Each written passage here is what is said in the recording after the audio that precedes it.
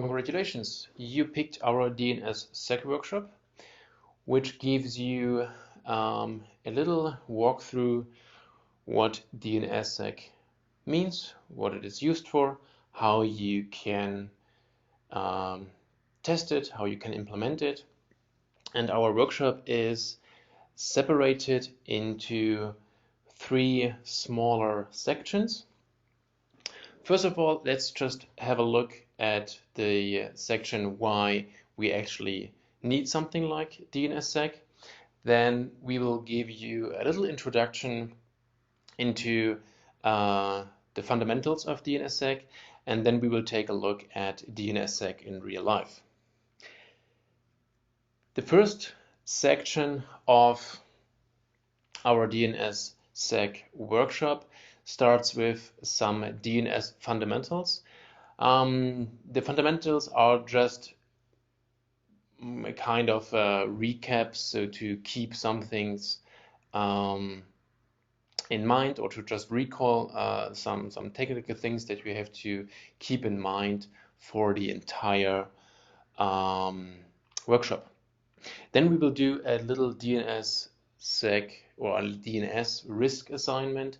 That means we will take a closer look at different sections that can be affected in the DNS protocol or in a DNS infrastructure, and we will identify the areas where we could actually address these risks with DNSSEC. And then we will take a look at DNS trust sectors, or at least the parts of the DNS trust sectors that are relevant for DNSSEC. And at the end, we will take a closer look at cache poisoning, what this actually means and how we can defend it. In the introduction section, we will first of all try to provide a very brief overview what the entire idea behind DNSSEC is, and then we will cover the record types that are used for it, and then we will take a look at the trust model that DNSSEC provides to the worldwide DNS infrastructure. In the module of DNSSEC in real life, we will take a look at how to prepare our DNS to be ready for DNSSEC. So what are the prerequisites that we should configure and test, and how we do this. And then we will see an approach how to get up and running with DNSSEC.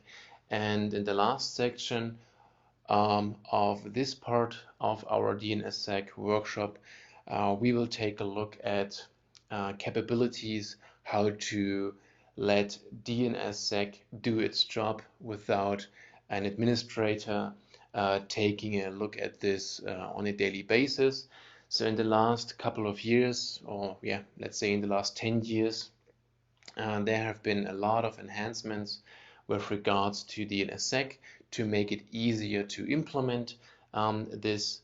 And in this module, we will take a look at the autopilot that is now available for DNSSEC.